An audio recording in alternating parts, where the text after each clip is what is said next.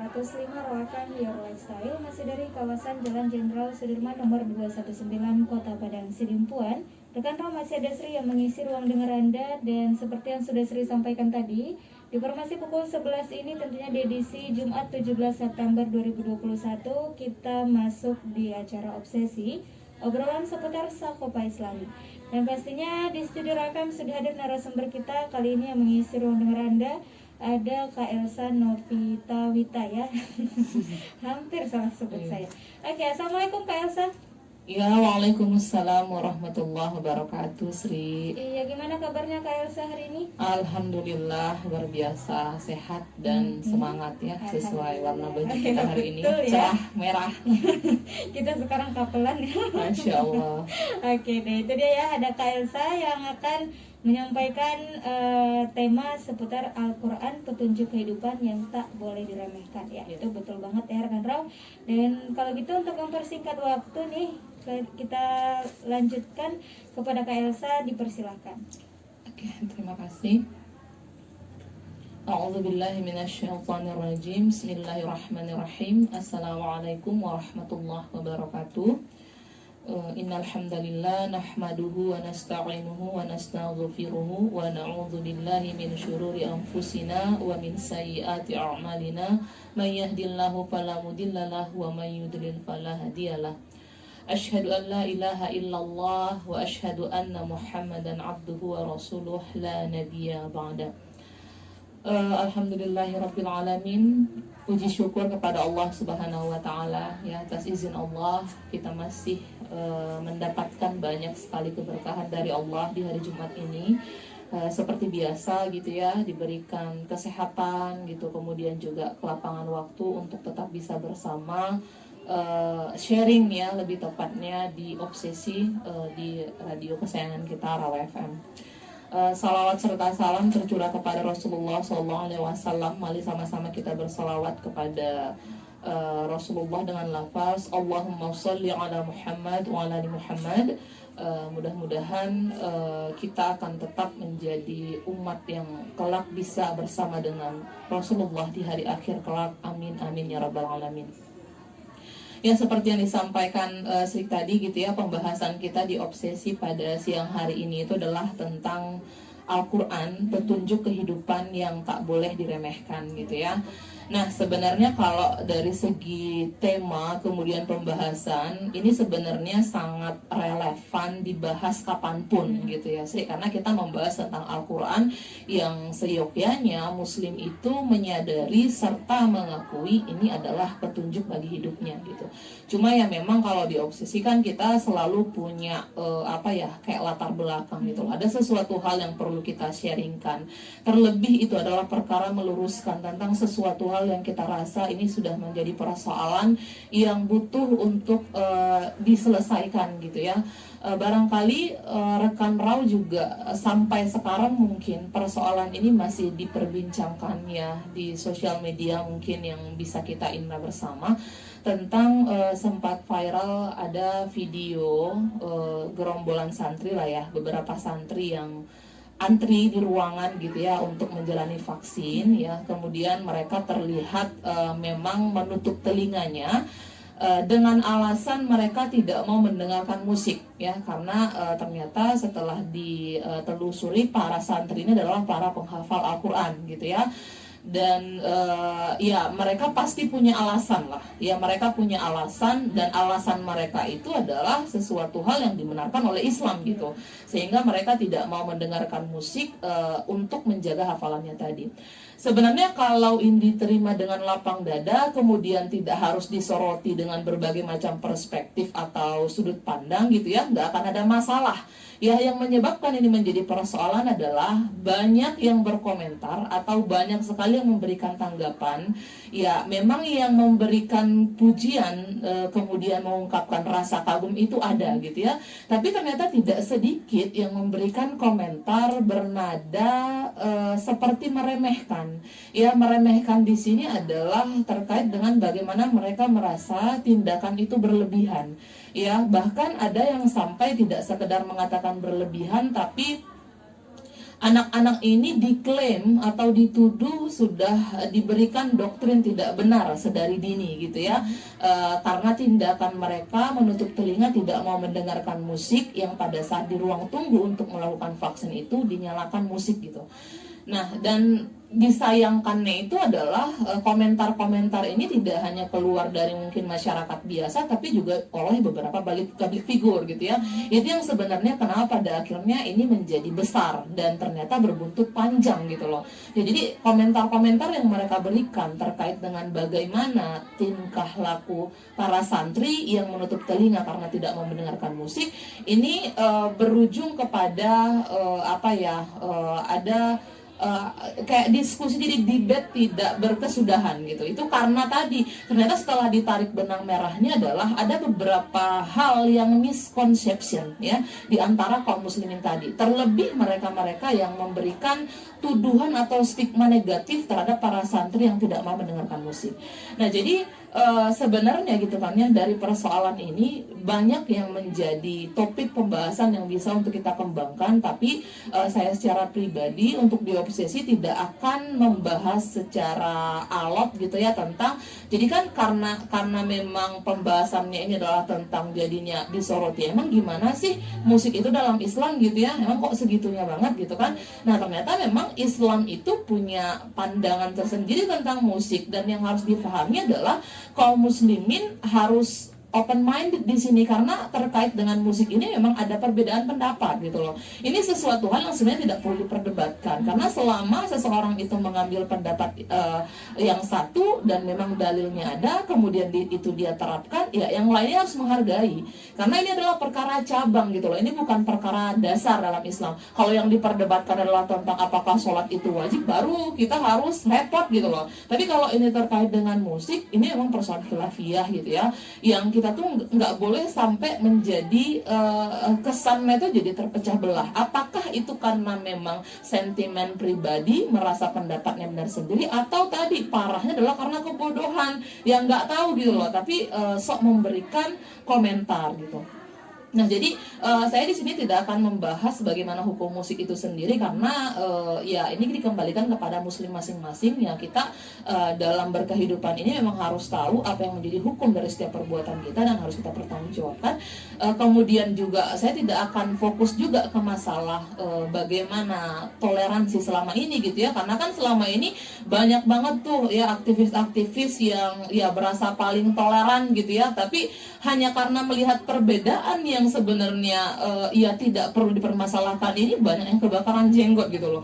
Ya kalau dipikir-pikir ya kan sih, ya apa salahnya sih rugi itu, apakah mereka rugi gitu, maksudnya pada saat ada orang menutup telinga tidak mau mendengarkan musik, kan itu cuma perkara pilihan doang gitu loh. Nah, kenapa harus diribetin gitu ya? Ya kalau kamu mau mendengarkan musik ya wes silahkan. Nah, mereka adalah orang-orang yang tengah punya target dan tanggung jawab terhadap hafalannya, sehingga memang ini akan disadari oleh orang-orang yang memang betapa taunya kesulitan dalam menghafal ya. Jadi untuk orang-orang yang tengah berupaya menjadi seorang hafizah, itu pasti mereka merasa sakit hati sekali pada saat ada orang yang mengatakan tindakan mereka tidak mau mendengarkan hal-hal tidak berguna menurut mereka. Ini sesuatu hal yang menyakitkan bagi mereka, sementara mereka tahu bagaimana perjuangan mereka untuk bisa menghafal ayat-ayat Allah tadi. Nah, kalau yang saya soroti adalah, atau yang kita soroti di sini adalah terkait dengan kenapa pada akhirnya bermunculan kalimat-kalimat ataupun opini atau tuduhan-tuduhan yang pada akhirnya beragam, yang ujung-ujungnya adalah jadi stigmatisasi negatif terhadap Islam. Itu sebenarnya pangkalnya adalah kalau menurut saya karena ada ketidaksadaran atau kurang pahamnya kaum muslimin itu sendiri betapa urgentnya Al-Quran itu ya, sehingga tadi kalau mereka tahu betapa Al-Quran itu ternyata sangat mulia, kemudian Al-Quran ini adalah petunjuk atau kompas hidup bagi seorang muslim, harusnya kalimat-kalimat yang kesannya underestimate sama orang-orang yang menghafal ini tidak akan keluar ya, atau tadi justru yang akan keluar adalah respect gitu loh. Nah, ini anak-anak ini hebat banget gitu ya, mereka udah disuguhkan atau mereka berada pada lingkungan yang pada akhirnya berusaha merusak hafalan mereka, tapi mereka berusaha tetap menjaga. Harusnya yang muncul itu adalah kalimat pujian, bukan justru kalimat ataupun tuduhan-tuduhan yang pada akhirnya membuat Islam itu menjadi kayaknya tuh seram, ataupun bahkan sampai kepada tuduhan yang ini udah nyeleneh gitu ya. Nah, ini sangat menyakitkan ya. Mungkin tidak hanya bagi hafizah atau para hafiz tadi, saya saja mungkin yang tidak sehebat mereka juga merasa terganggu dengan komentar-komentar yang pada akhirnya memberikan komentar buruk terhadap para santri tadi. Nah, itulah sebabnya kenapa tema ini diangkatkan, agar untuk mengingatkan kita kembali betapa Al-Quran itu tidak kitab sembarangan gitu loh. Dia bukan kitab biasa yang mungkin kita bisa samakan dengan kitab yang lain, tidak. Bahkan bagi kita kaum muslimin, ya Al-Quran itu adalah mukjizat. Ya, dia adalah petunjuk kehidupan. Dia adalah kompas. Dia adalah sesuatu hal yang akan mampu menuntun kita bisa sukses di dunia dan juga di akhirat. Jadi jangan sampai kita salah kaprah atau pada akhirnya kita tidak punya penilaian yang betul-betul tepat terhadap Al-Quran tadi, sehingga tadi perlakuan kita terhadap Al-Quran itu sendiri, atau orang yang memuliakan Al-Quran, atau mungkin kalau secara umum kepada kaum muslimin itu sendiri, itu nggak salah gitu. Ya, yang menjadi miris buat kita kan tadi mungkin kalau komentar-komentar yang menyudutkan para santri yang menutup telinga tidak membenarkan musik itu muncul dari orang-orang yang bukan muslim, mungkin kita masih bisa memaklumi, oh mereka kurang paham betapa Al-Quran itu adalah sesuatu hal yang sangat berharga bagi kaum muslimin. Tapi yang menjadi sesuatu hal yang menyakitkan hati adalah komentar-komentar itu muncul dari mereka yang muslim gitu loh. Nah, sehingga pada akhirnya itu yang membuat kita kenapa harus membahas tentang apa sebenarnya Al-Quran itu, kenapa kita harus punya mindset kalau Al-Quran ini adalah petunjuk kehidupan bagi kita gitu ya. Nah, jadi mungkin kalau bagi kaum muslimin sama-sama sudah paham atau sama-sama sepakat kalau Al-Quran itu adalah kalamullah, yaitu adalah perkataan Allah yang tidak bisa ditiru oleh siapapun, dan kita juga sering ulangi gitu ya, bagaimana Allah memberikan tantangan kepada orang-orang yang sudah berusaha mengatakan Al-Quran itu adalah bukan kalamullah gitu kan ya, dengan memberikan challenge gitu loh. Kalau iya ini adalah bukan perkataan Allah, coba deh kasih 10 ayat yang sama gitu kan ya. Itu kan terjadi dulu. Nggak sanggup, kalau nggak sanggup ya satu aja, nggak sanggup juga gitu loh. Nah, ini saking kita tuh mau memberikan kepastian gitu kan ya, atau Allah itu ingin memastikan kepada seluruh umat Muhammad bahwasanya ya Al-Quran itu adalah perkataan Allah. Ya, ini adalah kalamullah yang memang diturunkan Allah kepada Muhammad SAW melalui malaikat Jibril gitu ya. Nah, jadi pada saat Allah menurunkan kitab ini kepada Nabi Muhammad SAW melalui malaikat Jibril, ini memang diperuntukkan untuk memberikan petunjuk kepada manusia, gitu ya. Kenapa ini menjadi petunjuk bagi manusia? Karena tadi pada saat manusia itu hidup, kemudian mereka melakukan aktivitas, lalu mereka berhadapan pada persoalan-persoalan, ya mereka tidak boleh melakukan sesuatu hal itu ya keluar daripada koridor Al-Quran tadi gitu ya. Nah, jadi bagi seorang muslim mengimani Al-Quran itu adalah sebuah kewajiban. Ya, sebaliknya bagi mereka yang mengingkari, jangankan seluruhnya, sebagian saja, ya hati-hati bisa jatuh kepada kekufuran gitu loh. Ya, jadi peringatan ini memang sudah Allah sampaikan kepada kaum muslimin gitu ya, bagaimana Allah memberikan seperti ultimatum gitu kan ya, bagi mereka atau setiap manusia, dalam hal ini khususnya adalah kaum muslimin yang berusaha membangkang ataupun yang berusaha remeh terhadap Al-Quran, atau mereka menyombongkan diri dari Al-Quran, ya Allah sendiri sudah memberikan peringatan dalam Quran surah Al-A'raf ayat 40. Ya, Allah berfirman di sana, yang artinya sesungguhnya orang-orang yang mendustakan ayat-ayat kami dan menyombongkan diri terhadapnya, tidak akan dibukakan pintu-pintu langit bagi mereka, dan mereka tidak akan masuk surga sebelum unta masuk ke dalam lubang jarum. Demikianlah kami memberi balasan kepada orang-orang yang berbuat jahat. Jadi Allah sendiri sudah memberikan peringatan keras gitu ya bagi mereka yang menyombongkan diri atau bagi mereka yang anggap remeh terhadap Al-Quran. Maka Allah mengatakan ya tidak akan pernah mereka layak untuk mendapatkan surganya Allah gitu. Nah jadi terkait dengan bagaimana sikap seorang muslim terhadap Al-Quran atau bagaimana ia merespon Al-Quran, ya itu memang kelihatan sih sejauh mana dia merasa Al-Quran itu sepenting apa dalam hidupnya gitu ya. Nah jadi Al-Quran itu kedudukannya sangat tinggi ya, bahkan dia adalah dia bukan kitab biasa, dia adalah mukjizat yang memang di dalamnya itu adalah berisi petunjuk tentang kehidupan. Ya Allah sudah mengatakan itu ya dalam Quran surah Al-Baqarah 185 di mana Allah memberikan berita di sana mengatakan ya Al-Quran ini diturunkan di bulan Ramadan ya sebagai petunjuk bagi manusia. Ya kalau kita bayangkan petunjuk itu gimana sih, yang menuntun kita kan, yang menuntun kita kemana gitu loh. Ya kalau kita sebagai seorang manusia harusnya adalah harapan terbesar kita tentu kita bisa dituntun sampai ke surga. Ya amat sangat bodoh kalau ada orang yang bermimpi ke neraka gitu loh ya, atau mungkin tidak punya impian menuju surga. Itu udah kebodohan yang luar biasa gitu ya. Nah jadi apa yang bisa kita dapatkan atau apa sih sebenarnya kunci-kunci hidup yang ada dalam Al-Quran? Ya ternyata Al-Quran itu adalah menjawab semua problematika hidup manusia. Ya, jadi Al-Quran itu isinya adalah lengkap mengatur seluruh aspek kehidupan. Ya, kalau sudah berbicara tentang aspek kehidupan ya dimulai berbicara tentang akidah, kemudian juga iman, belum lagi tentang bagaimana peraturan kehidupan, masalah akhlak, muamalah, semuanya ada dalam Al-Quran.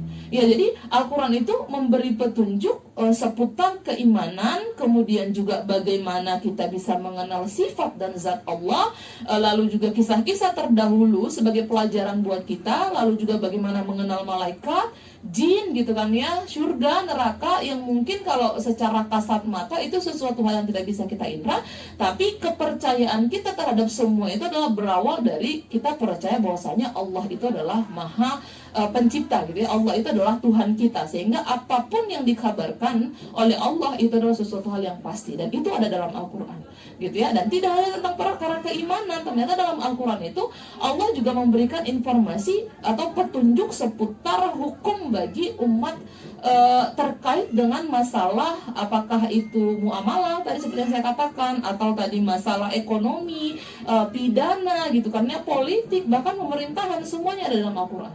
Ya contohnya saja bagaimana Allah mengatur tentang masalah haramnya ribawi, yaitu kan ada dalam Quran surah Al-Baqarah ayat 287. Lalu bagaimana cara manusia itu bisa berakhlakul karimah, ada dalam Al-Quran. Bagaimana cara manusia berpakaian, bagaimana cara manusia itu berinteraksi dengan manusia yang lain gitu ya, bagaimana manusia itu memutuskan perkara, bagaimana manusia itu mampu menyelesaikan masalah kekerasan, misalnya masalah perzinahan, kemudian apalagi pelecehan seksual, perampokan, semuanya ada dalam Al-Quran.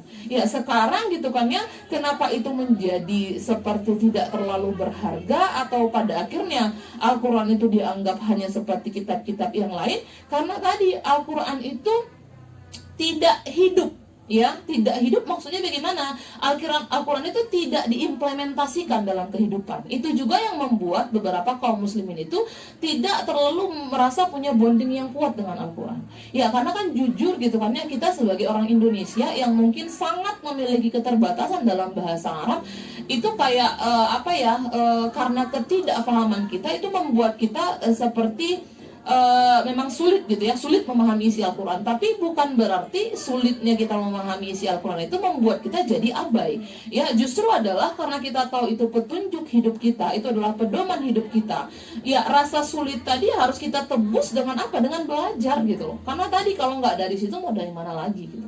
Nah jadi mungkin itu dulu pengantar yang bisa saya sampaikan. Nanti akan kita bahas tentang jadi sebenarnya bagaimana agar Al-Quran itu bisa hidup, agar tadi kaum muslim itu tidak underestimate sama Al-Quran, dan agar ada kesadaran yang tinggi dalam kaum muslimin atau manusia secara umum itu tentang Al-Quran ini adalah petunjuk gitu. Bagaimana membuktikannya dan seperti apa agar dia terrealisasi, nanti kita bahas sesudah ini. Baik, rekan Raw FM dimanapun berada dan yang sudah bergabung juga di live Instagram kita di @Raw FM Padang Sidimpuan. Kita break dulu sebentar, dan untuk Anda yang sudah punya pertanyaan seputar tema Al-Quran, petunjuk kehidupan yang tak boleh diremehkan, boleh silakan kirimkan pertanyaan Anda ke via WhatsApp di 0822 99996105. Dan jangan kemana-mana, tetap di 105 Raw FM Your Lifestyle.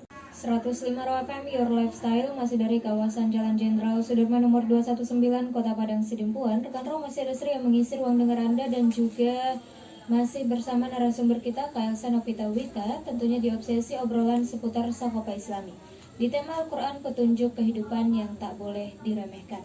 Baik, tadi sudah kita bahas sedikit tentang tema kita, dan baik, di segmen kedua ini kita kembali lanjutkan. Kepada Kak Elsa kita persilakan.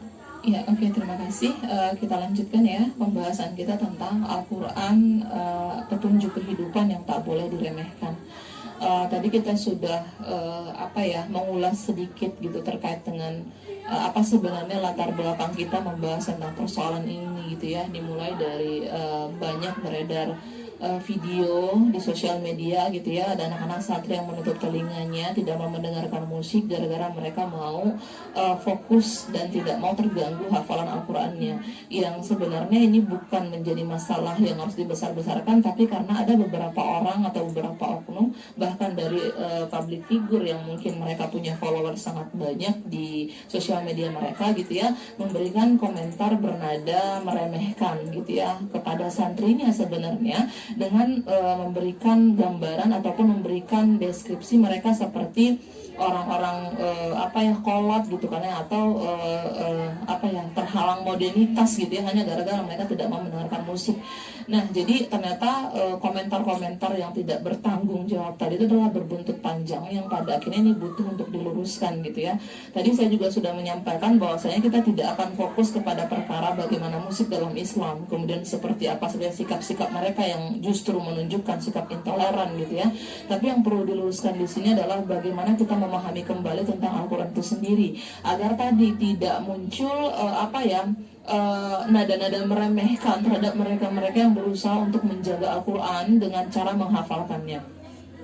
Ya, memang perintah Allah Subhanahu wa taala terhadap Al-Qur'an itu adalah sangat banyak dalam artian di sini kita diperintahkan untuk menjaganya. Menjaga tidak hanya sekedar memang membaca ataupun menghafalkan isinya, tapi lebih dari itu kita harus menerapkan ya apa yang memang ada dalam Al-Qur'an tadi. Sehingga gitu kan ya, harus ada mafhum yang lurus dalam benak seorang muslim tentang betapa dia harus punya ketergantungan luar biasa terhadap Al-Quran, karena setiap tindak tanduk yang akan dia lakukan itu semuanya harus berdasar kepada dalil ya, artinya harus sesuai dengan apa yang Allah perintahkan dalam Al-Quran. Ya, barangkali mungkin kelemahan kita atau fakirnya kita terhadap ilmu tadi yang membuat kita tidak memfilter gitu kan ya sikap kita ataupun perkataan kita atau tindakan kita kepada sesuatu hal yang sebenarnya ternyata atas ketidaktahuan kita tadi ternyata itu adalah sesuatu hal yang diperintahkan oleh Allah, sehingga tadi itulah yang menyebabkan kenapa kita perlu sharing di obsesi ini gitu ya, supaya tadi kita tidak menggunakan sikap yang salah ya, apalagi tadi ya bagi orang-orang yang punya katakanlah basis massa yang banyak, itu kan bahaya kalau pada akhirnya memberikan influence yang buruk ya. Misalnya kayak mereka para influencer atau content creator, itu kan mereka sudah punya penikmat ya gitu ya, jadi memang harapannya justru mereka tidak memberikan konten-konten yang merusak gitu ya, atau kalau kasarnya itu kan banyak dikatakan konten-konten sampah gitu ya, ya yang harusnya itu ya mereka memberikan edukasi positif ya terkait dengan fakta anak-anak yang tidak mau mendengarkan musik. Itu adalah suatu hal yang islami, itu adalah pendapat islami, jadi harus kita hargai bagi mereka-mereka yang mungkin menggunakan pendapat haram mendengarkan musik, karena memang ada pendapat seperti itu gitu loh, dan kalau dia konsisten dengan itu ya masya Allah luar biasa gitu kan. Nah, bagi kita mungkin yang tidak mengambil pendapat itu ya udah berlapang dada ya, tidak usah menghujat, tidak usah menyudutkan, apalagi sampai meremehkan gitu. Nah, jadi setelah kita bahas tadi bahwasannya Al-Quran itu adalah kalamullah gitu, yang diturunkan kepada Muhammad melalui malaikat Jibril untuk mengatur seluruh kehidupan manusia agar mereka bisa selamat gitu kan ya. Sehingga yang perlu untuk difahami di sini adalah amat sangat tidak pantas gitu loh kalau sampai ada orang yang memang membandingkan Al-Quran itu dengan musik, karena dia nggak setara gitu. Dan memang tidak boleh Al-Quran itu dibanding-bandingkan dengan apapun ya, apalagi tadi musik gitu ya, karena pada hakikatnya adalah Al-Quran ini sesuatu hal yang mungkin bagi kita tadi seperti yang saya katakan punya kelemahan berbahasa Arab atau tidak punya kemampuan memahami bagaimana indahnya bahasa Arab tadi, mungkin buat kita tuh ya sedangkan tadi lah ya, mungkin Sri juga bisa merasa bagaimana kalau misalkan Al-Quran itu dibaca dengan bahasa yang fasih, nada yang indah. Bohong kalau hati kita tuh nggak terenyuh gitu kan ya, kita pasti ada rasa merasa wah ini adalah indah sekali gitu, apalagi kita mengerti artinya. Nah itulah rahasia Al-Quran tadi. Makanya pernah sebuah kejadian gitu kan ya, ini menimpa Rasulullah SAW ketika Nabi Muhammad SAW itu dibacakan Al-Quran oleh Abdullah bin Mas'ud gitu kan ya. Pada saat itu Nabi Muhammad SAW nggak kuasa menahan tangis, yang pada akhirnya sampai air matanya itu mengucur dari jenggotnya gitu. Itu karena beliau sangat paham dan luar biasanya isi Al-Quran tadi gitu ya. Lalu juga ada kisah ya terdahulu gitu ya, Abu Darda radhiyallahu anhu itu bahkan sampai pingsan mendengarkan ayat Al-Quran tadi, sampai karena memang isinya itu menggetarkan jiwa ya. Jadi Al-Quran itu ya tidak akan sama dengan frasa-frasa yang lain. Dia bukan puisi, dia bukan juga bukan syair gitu ya, tapi dia adalah Al-Quran gitu loh. Nah jadi jangan karena ketidaktahuan kita, ketidakmengertian kita, atau bahkan mungkin kebutaan kita terhadap Al-Quran itu membuat kita menjadi seenak jidat gitu kan ya, memberikan komentar-komentar terhadap mereka-mereka yang berusaha untuk menjaga Al-Quran. Jadi sederhananya adalah musik dengan Al-Quran itu ya memang tidak akan pernah sejalan, dan tidak akan mungkin orang yang menghafalkan Al-Quran itu bisa menghafal Al-Quran itu sambil mendengarkan musik, itu sangat tidak mungkin gitu ya. Sedangkan kita konsentrasi saja gitu ya dengan tidak ada gangguan apapun itu masih sulit, apalagi kita harus punya kegiatan lain dalam mendengarkan musik. Nah di sini gitu ya kita perlu untuk memberikan bukan informasi sih, atau kita mau flashback gitu ya, flashback apa yang terjadi di sekitar 14 abad silam terkait dengan bagaimana Al-Quran itu pada akhirnya bisa hidup ya. Jadi bagaimana cara menghidupkan Al-Quran tadi agar apa gitu ya, agar tidak kejadian seperti hari ini. Awamnya orang terhadap Al-Quran, bahkan mereka dari kaum muslimin itu sendiri membuat mereka mengeluarkan tindakan-tindakan atau melakukan tindakan-tindakan yang pada akhirnya menyudutkan Islam itu sendiri, padahal tadi mereka adalah muslim. Jadi selama 14 abad silam gitu ya, kaum muslimin itu ya hidupnya bersama Al-Quran. Ya dikatakan mereka hidup bersama Al-Quran itu adalah di mana mereka menjadikan Al-Quran ini sebagai pedoman kehidupan. Ya kalau dikatakan sebagai pedoman kehidupan berarti mereka tidak akan pernah membiarkan tindak tanduk mereka atau perbuatan mereka itu keluar daripada apa yang sudah Al-Quran tetapkan gitu. Jadi hasilnya apa? Hasilnya bisa kita flashback gitu kan ya, bagaimana sejarah mampu membuktikan kalau kaum muslimin yang hidup bersama Al-Quran, artinya memang Al-Quran itu diimplementasikan dalam kehidupan sehari-hari, hasilnya adalah muslim mencapai kejayaan ya. Jadi bahkan hasil paling fantastisnya itu adalah Islam itu sampai tersebar ke hampir 2/3 dunia gitu ya, dimana kaum muslimin ini mampu memimpin dunia berkat mereka itu tunduk pada Al-Quran. Ya, jadi kuncinya adalah itu, mereka bisa menguasai dunia, bahkan sampai pada akhirnya mereka menjadi orang-orang yang disegani, menjadi bangsa yang betul-betul disegani oleh musuh-musuh karena tadi mereka tunduk pada Al-Quran. Ya, jadi memang kalau kita bandingkan gitu kan kepemimpinan yang tunduk pada Al-Quran yang terjadi kurang lebih 14 abad silam itu adalah sangat berbeda dengan kepemimpinan imperialis barat gitu loh, dimana mereka pada saat itu memberikan penindasan terhadap warga pribumi ya, sementara kepemimpinan kaum muslimin dengan Al-Quran tadi mendatangkan keadilan yang luar biasa, dimana mereka menjunjung tinggi kemanusiaan karena mereka menerapkan peraturan-peraturan yang ada dalam Al-Quran tadi yang pada akhirnya membuat manusia itu hidup dalam ketenangan dan ketentraman. Ya, jadi bukti-bukti yang bisa kita peroleh dari bagaimana penerapan Al-Quran, artinya bagaimana Islam itu hidup karena Al-Quran dahulu, itu sangat banyak. Bahkan tidak hanya dikeluarkan atau berita-berita ataupun sumber-sumber sejarah yang bisa dipercaya tidak hanya dari kaum muslimin itu sendiri, ya banyak tokoh-tokoh ataupun ilmuwan-ilmuwan dari kalangan non-muslim yang memberikan kekaguman ya, yang memberikan bagaimana mereka mengakui gitu ya, bagaimana penerapan daripada hukum-hukum yang tunduk kepada Al-Quran tadi itu sangat luar biasa ya. Jadi kalau untuk bukti itu kita nggak kekurangan bukti ya. Jadi kepemimpinan Islam tadi yang hidup dengan Al-Quran itu adalah sebuah bukti buat kita bahwasanya pada saat Islam itu menjadikan Al-Quran sebagai petunjuk kehidupan, maka yang diperoleh adalah sebuah kejayaan yang betul-betul sangat gemilang gitu ya.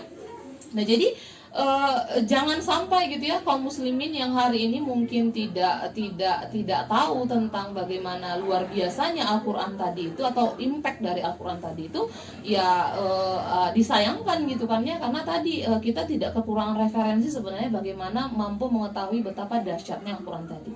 Jadi sebenarnya apa hikmah yang bisa kita dapatkan dari penerapan Al-Quran tadi gitu ya. Jadi penerapan hukum-hukum Islam yang dilakukan dengan menjadikan Al-Quran itu sebagai petunjuk, ya bisa dikatakan menjauhkan kaum muslimin itu dan manusia dari beberapa krisis multidimensi. Hikmahnya adalah itu gitu loh. Kenapa kita harus membahas tentang bagaimana umat Islam itu akan dijauhkan dari krisis multidimensi seperti masalah sosial, ekonomi gitu kan ya, kemudian politik pemerintahan, pergaulan yang salah gitu ya. Mereka akan terhindar dari semua itu karena mereka menerapkan Al-Quran. Karena tadi kita udah bahas di segmen pertama tadi, karena Al-Quran punya seperangkat aturan yang lengkap tentang bagaimana mengatasi krisis-krisis multidimensi tadi gitu loh. Jadi kalau kita sudah menerapkan Al-Quran, ya umat itu akan jauh dari situ. Ya kemudian dikatakan di sini gitu ya, bagaimana ketika Islam itu atau ketika Al-Quran itu mampu memberikan mampu memberikan aturan yang jelas, kemudian mampu memberikan rambu-rambu yang jelas bagaimana tentang halal haram, kemudian hak dan batil, boleh atau tidak gitu ya. Itu yang menjadikan setiap orang yang mengambilnya sebagai peraturan itu menjadi punya pendirian dan punya prinsip yang kuat ya. Jadi seorang yang menjadikan Al-Quran itu sebagai petunjuk hidup, pasti dia punya yang namanya idealisme tersendiri. Jadi kehidupan sosial masyarakat juga bisa dipastikan akan berjalan harmonis gitu loh. Kenapa? Karena mereka hidup ataupun mereka menjadikan aturan berkehidupan itu dengan sumber yang sama. Sekarang kan kenapa pada akhirnya muncul berbagai macam persoalan, gesekan atau perbedaan pendapat, atau pada akhirnya kubu-kubuan gitu, atau merasa ini benar ini salah di antara kaum muslimin tadi, karena bisa dipastikan mereka punya sumber yang berbeda. Coba kalau kita sama-sama punya sumber yang sama, kita nggak akan berdebat pada hal-hal yang sudah pasti. Ya contohnya aja misalnya dalam perkara pakaian gitu ya.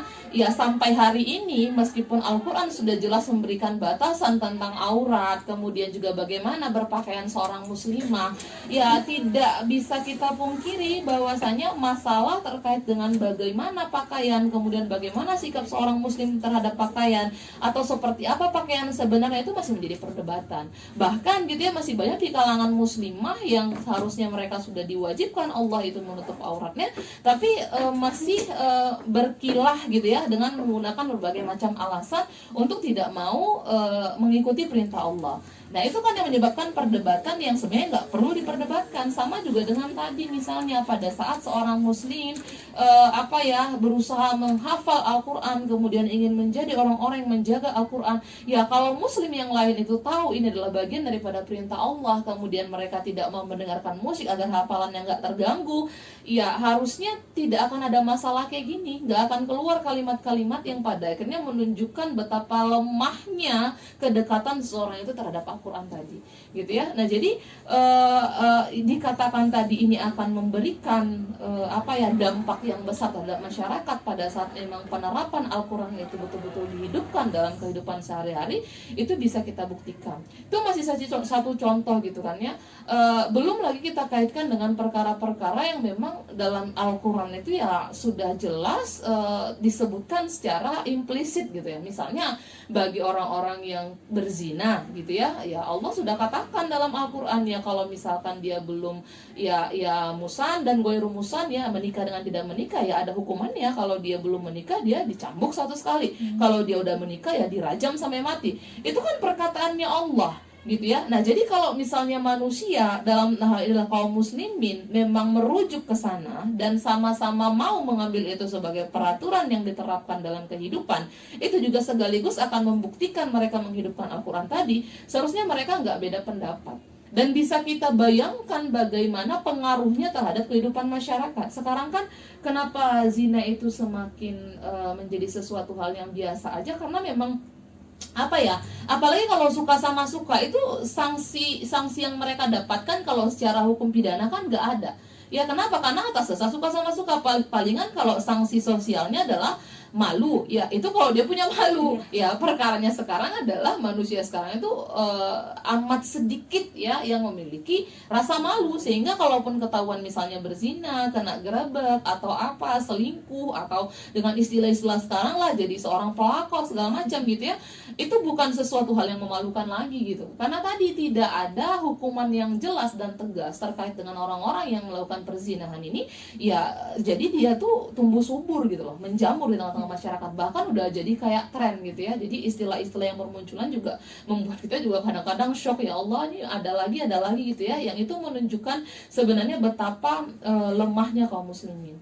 Nah jadi sederhananya gitu ya yang bisa kita sampaikan dari pembahasan kita sekarang itu adalah Al-Quran itu bukan sesuatu hal yang bisa kita permainkan ya. Sederhananya adalah Al-Quran itu adalah kunci sukses menuju akhirat yang menyenangkan. Ya, luar biasa ya, Al-Quran adalah kunci sukses menuju akhirat yang menyenangkan. Jadi bagaimana mungkin gitu kan ya, kita mendamba surga sedang Al-Quran kita anggap kitab biasa gitu ya. Kemudian jangankan menghafalkannya gitu ya, untuk membacanya saja kita masih sering alpa ya. Kemudian yang lebih parah lagi adalah kita bahkan mungkin nggak punya waktu untuk sekedar menyentuhnya, ya. Atau yang lebih miris yang membuat perih lagi adalah bahkan kedua bola mata kita tak pernah melihatnya, gitu ya. Dan tapi dengan sombongnya kita memberikan penilaian yang sangat-sangat menyakitkan terhadap orang-orang yang berusaha menjaga ayat-ayat Allah tadi. Ini harus jadi evaluasi besar buat kita gitu ya. Jadi Al-Quran itu bukan kitab sembarangan, bukan kitab biasa yang mungkin karena ketidaktahuan kita sehingga pada akhirnya remeh terhadap mereka-mereka yang menghafalnya. Jadi mari sama-sama kaum muslimin gitu ya, yang perlu untuk kita tingkatkan di sini adalah terkait dengan bagaimana meninggikan kesadaran kita terkait Al-Quran itu adalah kunci hidup kita.